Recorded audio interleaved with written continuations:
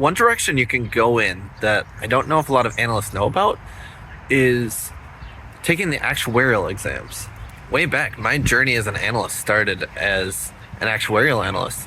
I actually took 3 of the actuarial exams. For those who don't know about them, they're very rigorous math-based exams that get into topics like probability, math finance, very upper level. There's calculus involved. But for those who haven't heard about them and you're in the analyst world, they are pretty rigorous, but they're pass-fail. So even if you don't do perfectly, as long as you pass, you get credit for that one exam. And usually they say to enter the actuarial world, you want 2 of those exams passed. That could be a good option just to help you stand out. If you're a business analyst or data analyst, actuaries primarily develop models to help predict risk and quantify uncertainty. And they often work for insurance companies, whether that's life, casualty, health. But it's just a direction, right? It's a possibility. Again, you want your math to be very strong. I'd encourage people that have a math bent, that did well in calculus, maybe math majors. One really nice perk to this path is usually with every exam pass, you get a pay increase that comes with that. And what that means is you go study really hard, often, by the way, with time that is paid for by the company, and then you pass the next exam, and all of a sudden you get a raise of $3,000, or give or take, right?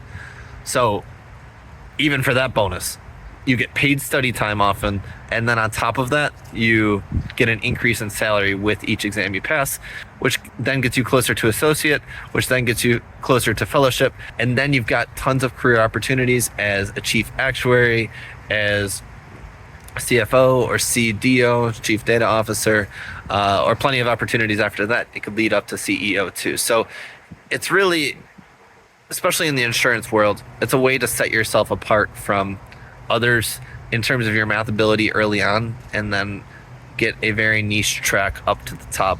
The way the exams are set up is the first exam is the probability exam, and they'll talk about different probability distribution functions, whether it's continuous or discrete, the Pareto principle, and a lot of scientists and statisticians talk about principles like that. But putting numbers to them is pretty cool and fascinating, and even just the experience of taking one of the exams really can set you apart, even if you don't end up usually if you go in that direction, you're going in the actuarial direction. But talk about setting yourself apart from other people. If you use one of those exams as a metric, that can be a really good metric for you. So I was a nut, and at the end of my high school career, I got hooked on actuarial science at that point.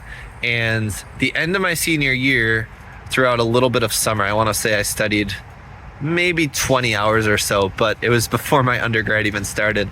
And then September of my undergrad is when I took the first actuarial exam, and I fortunately passed. And I definitely wouldn't recommend that route. There's a lot of overlap with college courses often that the P exam or exam 1 has, and that's important to have. But for those who are ambitious, you definitely can go that direction where you just self-study. You have to be disciplined about it, right, and actually put in the work studying. I wouldn't recommend going blind unless you really have that high caliber to be able to do that. But you put in the work, you put in the study time, and you can get there. For others that math doesn't come as naturally, but you still have a lean toward it, you definitely want to get in the higher hours of studying. Sometimes people put in above 100 hours, especially for the later exams. They do get pretty tricky. The first group of exams, especially leading up to associate, are very math heavy. So you have to make sure that you are equipped for that level of math that comes with it. The actuarial FM exam, it's also called exam 2. It depends which track of actuarial science you are following. I believe it was February of my first year of college. And again, I probably studied maybe a little harder for that one, maybe 30 hours or so, but I ended up passing that exam. And after that, I was, set up very nicely to have, after college, my first actuarial job. I never had an internship or anything like that. I was able to talk to some companies by me and ended up working right out of college. I actually enjoyed my summer that summer and worked as an actuary right out of college, and it was a great thing. It helped set me up.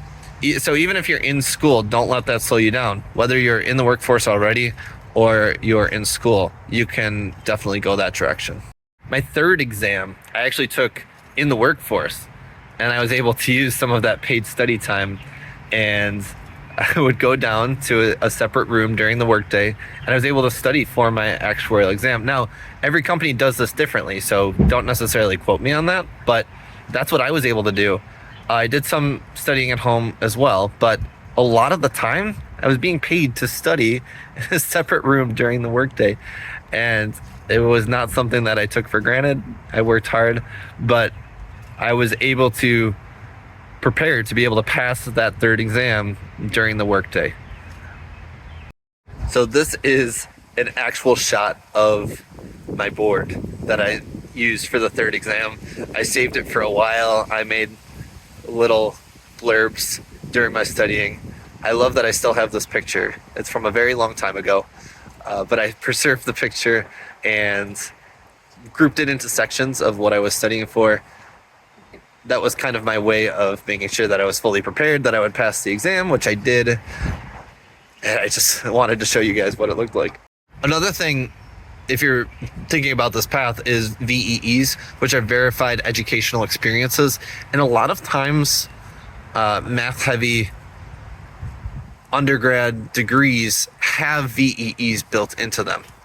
There's economics, statistics, and finance math VEEs that you have, and you just have to see if the different courses that you've taken overlap with that requirement. And if they do, you may be able to apply for it. It does cost a little bit, but then you can have those and you'd be on your way to associate if you ended up going that route. But again, just taking one of those exams can really help set you apart from other people.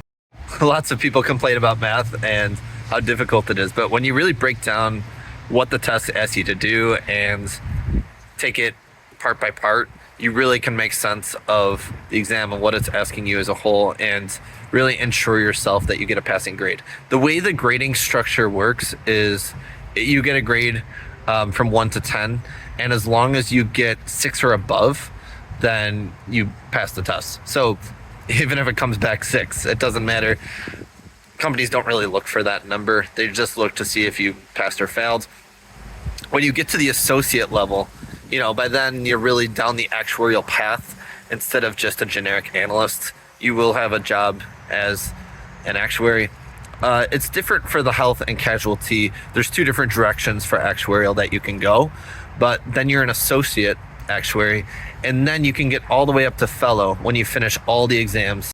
One thing that I would love to do is, I do have a history of teaching many different math courses privately. I'm curious if anyone out there would prefer, one-on-one or group tutoring for the actuarial exams.